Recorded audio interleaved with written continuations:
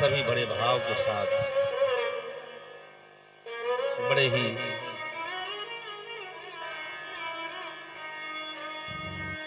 प्रेम सौहार्द के साथ भगवान भूत भावन भोले बाबा के चरणों में अपना मन ले चलते हैं और भोले बाबा को आमंत्रित करते हैं कि आइए आओ ढरदानी,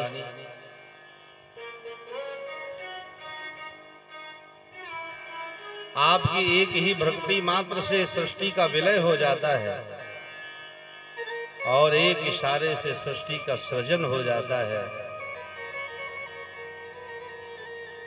आप प्रलयंकारी भी हैं और आप सृजनकारी भी हैं। ब्रह्मा विष्णु जैसे आपकी स्तुति करते हैं, सारे संसार का पालन संचालन करने वाले ईशों के भी ईश महादेव, मैं आपको प्रणाम करता हूं। आइए हम सब पे कृपा करिए।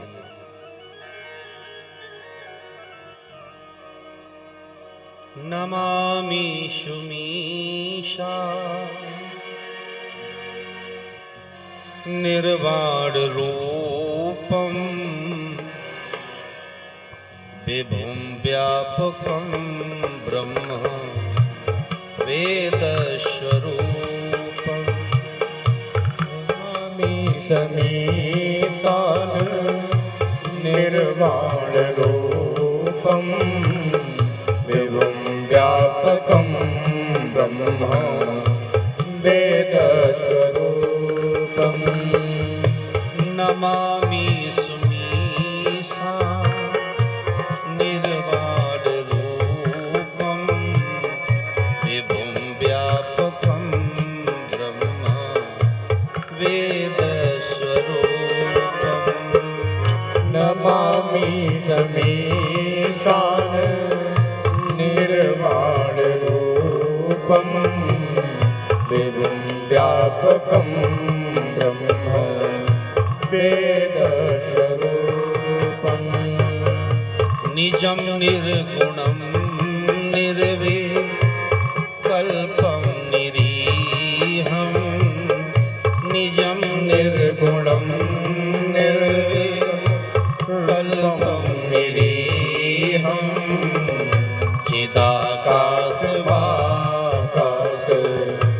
वासं भजेऽहं निजं गुणाकाश वासं भजेऽहं। निराकार मोंकार मूलं तुरीयं गिरा ज्ञान गोतीत मीशं गिरीशं। निराकार मोंकार मूलं तुरीयं गिरा ज्ञान गोतीत मीशं गिरीशं। करालं महाकाल कालं कृपालं बालबालेन्दु कंठे भुजंगा। लसत बालबालेन्दु कंठे भुजंगा। चलत कुंडलं भ्रो सुनेत्रं विशालं प्रसन्नाननं नीलकण्ठदयालं।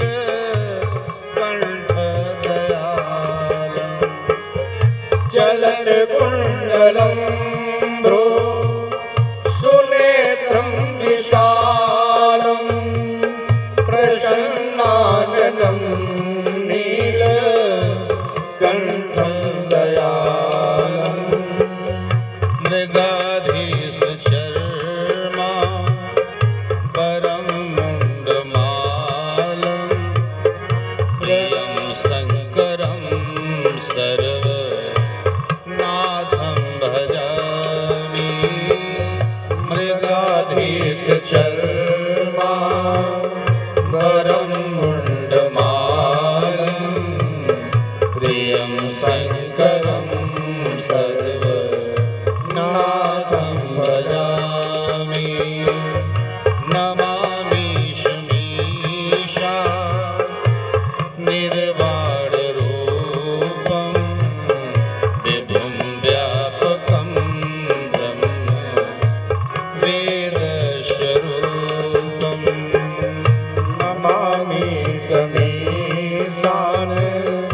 निर्वाण रूपं विभुं व्यापकं ब्रह्म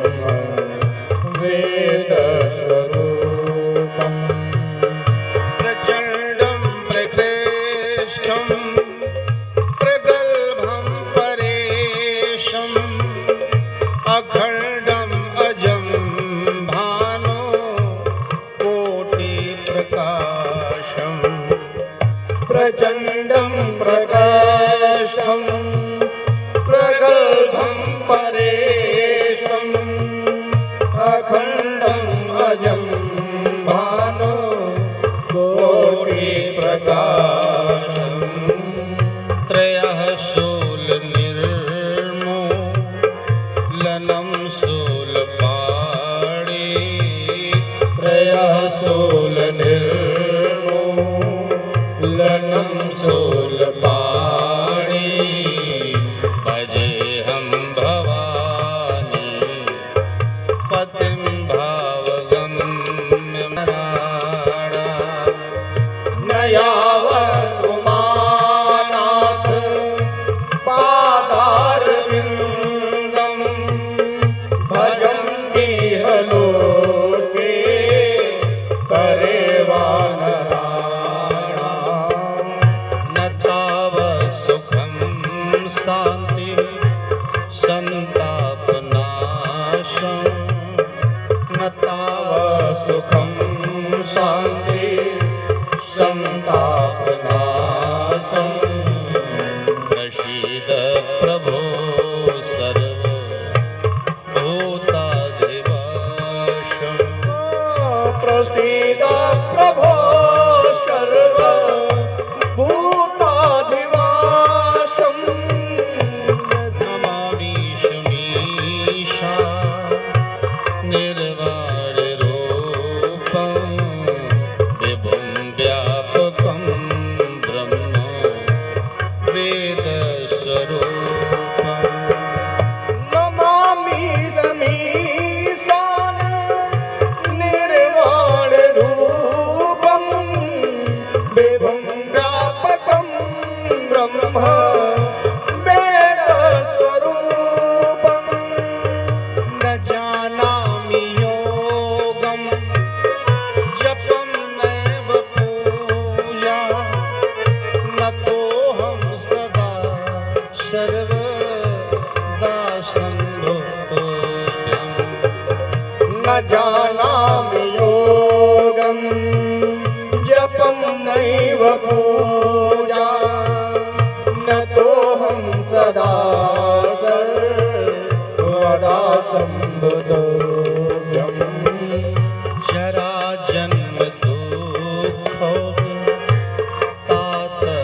तातव्यमानं जरा जन्म दुःखो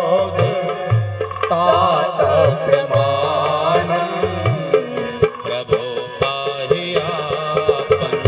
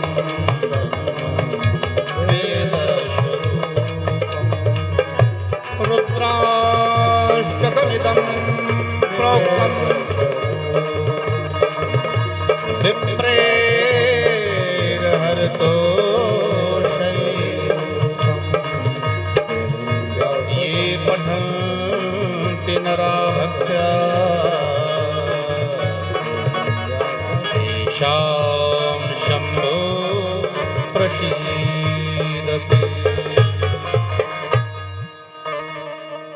इति श्री गोस्वामी तुलसीदास कृतं श्री रुद्राष्टकं संपूर्ण। बोलिए शंकर भगवान की जय हो। धर्मानुरागी सज्जन,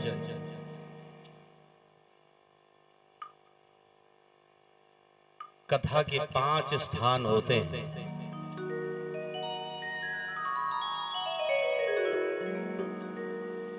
और जब कथा के ये 5 स्थान एक जगह एकत्रित हो जाते हैं तो वहां पर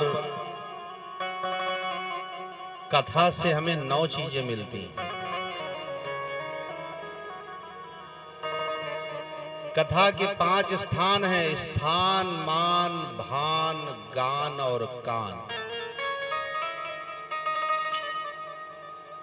स्थान शुद्ध हो, रमणीक हो, उस स्थान की मान्यता हो, सुनने वालों के विचार अच्छे हों, कथा को गायन विद्या के साथ कहा जाए और अंत में सुनने वालों के कान ठीक होने चाहिए। स्थान, मान, भान, गान और कान।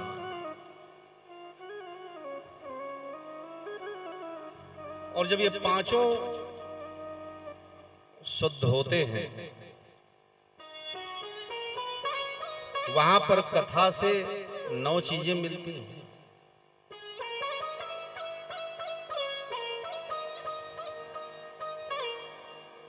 मति की रति गति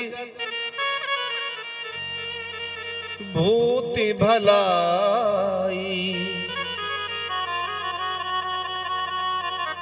मति, कीर्ति, गति, भूति और भलाई, ये 5 और अर्थ, धर्म, काम और मोक्ष,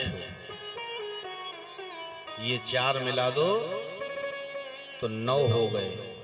कहने का तात्पर्य 9 माने नवधा भक्ति प्राप्त होती है। श्री सूत जी महाराज कहते हैं, सौनक जी, अब हम तुम्हें कथा श्री शिव महापुराण के श्रवण की विधि बताते हैं।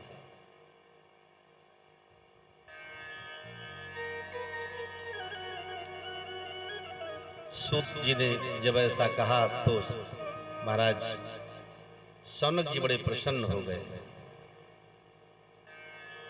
जब तक हम किसी बात को जानते नहीं हैं तब तक उसके महत्व को समझते नहीं हैं, और जब जान गए तो उसके लिए हमको क्या सावधानियां बरतनी पड़ेंगी, ये सावधानियां हमें बताओ। तो सूत जी ने कहा कि सबसे पहले किसी ज्योतिषी को बुला करके मुहूर्त को निकलवाना चाहिए और उसे दक्षिणा दे करके मुहूर्त का अनुसंधान कराएं। मुहूर्त को लिख करके और उसको प्रचार करें कि किस तिथि में कथा होनी। तत्पश्चात शिव भक्तों को निमंत्रण दीजिए, हरि भक्तों को निमंत्रण दीजिए, सभी को आमंत्रित करिए। जितनी ज्यादा श्रोताओं की भीड़ इकट्ठी हो सके, अधिक से अधिक श्रोताओं को एकत्रित किया जाए। और ये कथा अगर शिव प्रांगण में हो तो अति उत्तम है, अथवा तीर्थ में हो तो और उत्तम है, वन में हो, जंगल में हो तो और भी उत्तम है, या घर में ही प्रेम पूर्वक कथा का आयोजन किया जाए तो भी उत्तम है।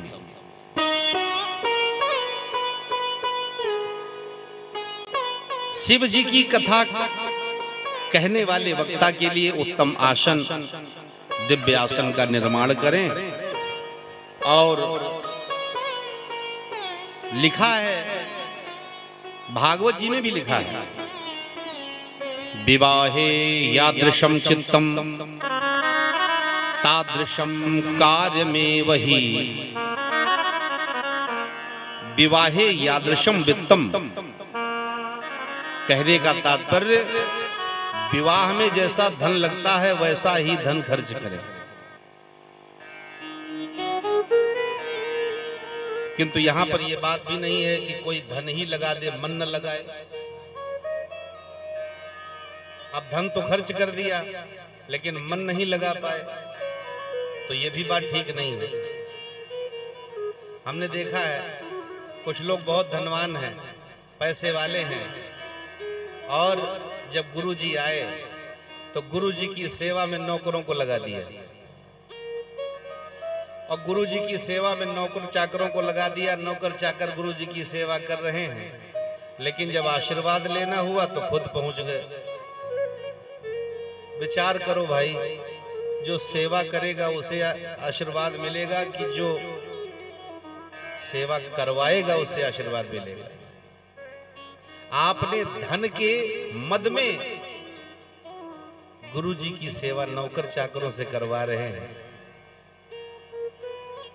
शास्त्र कहता है, खेती पाती और बीनती, विवाह, मृत्यु, भोजन, सेवा ये अपने आप ही होते हैं और करने भी चाहिए। ये खुद से ही करने से होते हैं। आप सेवा करेंगे आपको मिलेगा, किसी से सेवा करवाएंगे तो उसको फल मिलेगा, तुम्हें काहे को मिलेगा।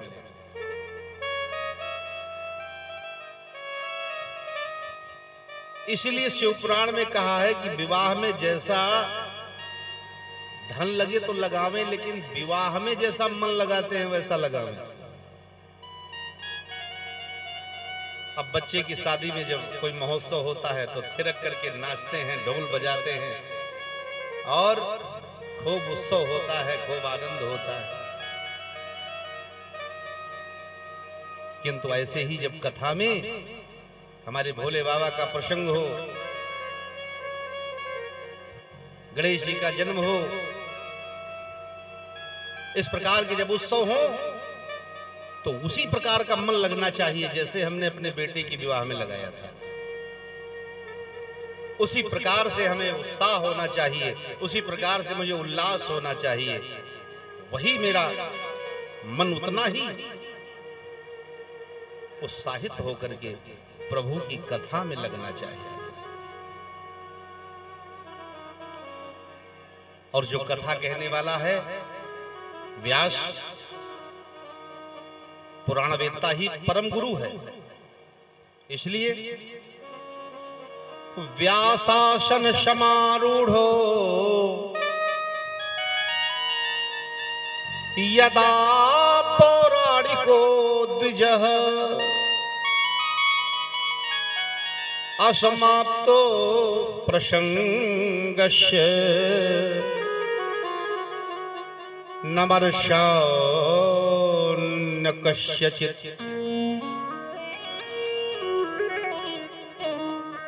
जब तक पुराण कहने वाला ब्राह्मण अपने आसन पर बैठा है तब तक वो किसी को प्रणाम न करे, उसे सब प्रणाम करे। अगर ऐसा वो करता है तो पाप का भागीदार है, और जिसे प्रणाम करेगा वो उससे भी ज्यादा पाप का भागीदार बनेगा, क्योंकि उस समय वो सबका गुरु है। पुराणज्ञः शुचिर्दक्ष शांतो विजितवत्सरः साधु कारुण्यवान वाग्मी वदेत पुण्य कथामिमाम्। पुराणज्ञ को पवित्र कुशल शांत माश्चर्य से रहित साधु स्वभाव वाला करुणावान होना चाहिए। और देखो वैसे तो जो कथा कहने वाला वक्ता है उसमें 3 गुण होने चाहिए। कथा वाचक कैसा हो? कथावाचक अवधूत हो, कथावाचक अद्भुत हो और कथावाचक अनुभूत हो। अवधूत, अनुभूत और अद्भुत। अब ये 3 गुण किसी में नहीं मिलते हैं। ऐसा संसार में कोई वक्ता नहीं है जिसके अंदर ये 3 गुण मिले। सिर्फ एक ही वक्ता ऐसे हैं जिनके अंदर 3 गुण विद्यमान हैं, भगवान भोलेनाथ। भोले बाबा इन 3 गुणों से पूर्ण हैं और भोले बाबा से बढ़कर के संसार में कोई वक्ता भी नहीं है। भोले बाबा अवधूत भी हैं और भोले बाबा अद्भुत भी हैं। उनका स्वरूप देखो कितना अद्भुत है। अवधूत हैं जिन्हें संसार की कोई फिक्र नहीं, शमशान की भस्म को भी, मुर्दे की भस्म को भी अपने शरीर में लपेट लेते हैं, सर्पों के गले में डाले हैं, बिच्छुओं के कुंडल पहने हुए, विशाल काय जटाएं मस्त भूतों के साथ रमण करते हैं। अवधूत हैं और अद्भुत हैं। भाई भोले बाबा जैसा कौन हो सकता है? भोले बाबा जैसा कोई है ही नहीं। जटा कटाह शब्रमम भ्रमण निलिम्प निर्झरी विलोल बीच वल्लरी विराजमान मूर्धनी। ऐसे भोले बाबा। और उसके बाद में मुख्यतः ये भाव, ये तो सबके अंदर होना चाहिए लेकिन किसी के अंदर नहीं है। कोई लोग देखने को मिलते हैं। भोले बाबा कैसे हैं? अनुभूत हैं। अब कहते तो हैं हम कि हमें अनुभव है, मैंने अनुभव कर लिया है, मैंने अनुभव कर लिया है, लेकिन केवल जिह्वा से कह देते हैं, अंदर अंतःकरण से हम अभी अनुभूत नहीं हुए हैं। भोले बाबा ने कहा, एक गौरा सुनो, मेरा एक अनुभव है, अनुभूत।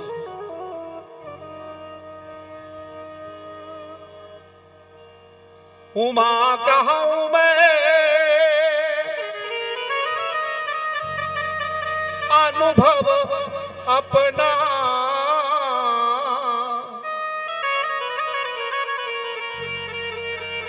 सत हरि भजन जगत सब सपना। सत हरि भजन जगत सब सपना। मैंने अनुभव कर लिया है कि संसार में भगवान के भजन के सिवा कुछ नहीं है, सब स्वप्नवत संसार है। तो भोले बाबा के अंदर 3 गुण विद्यमान हैं और ऐसे 3 गुण संसार में किसी वक्ता के अंदर नहीं है।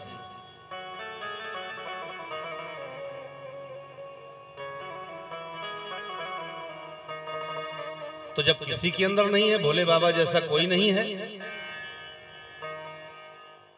तो फिर जैसा भी विद्वान है उसे मन से स्वीकार करते हुए ऊंचा आसन देना चाहिए और उच्चासन देकर के उसके द्वारा कही हुई कथा को श्रवण करना चाहिए। और जो कथा कहे उसे शिव रूप में देख करके उसका दर्शन करना चाहिए। जैसा तुम्हारा भाव होगा, जैसा तुम्हारा मन होगा, उसी प्रकार से तुम्हें शिव भगवान भोले बाबा तुम्हें उसका फल देंगे। श्री सूत जी महाराज कहते हैं, जो अब देखिए नियम बताए हैं कि पुराण की पूजा किए बिना या पुराण को प्रणाम किए बिना कथा स्थल में नहीं बैठना चाहिए। अब जैसे कोई आया और अहंकार के बस होकर के वो झुका नहीं और बैठ गया, तो ऐसा नियम नहीं होना चाहिए। सबसे पहले आकर के और मंच को प्रणाम करें, और प्रणाम करके अगर स्वार्थ युक्त कथा सुन रहे हो, कुछ कामना है तुम्हारी, तो कामना मांगो, कुछ अपनी मांग करो, और नहीं तो निस्वार्थ कथा सुन रहे हो तो भोले बाबा को प्रणाम करो और प्रणाम करके बैठ जाओ, आसन ले लो। और यहाँ पर एक और नियम है कि कथा जब हो रही हो और सभी श्रोता समुदाय बैठा हो और तुम्हारा कोई जानने वाला, कोई रिश्तेदार, कोई बड़ा बुजुर्ग आ जाए, तो गुरु आ जाए, उस समय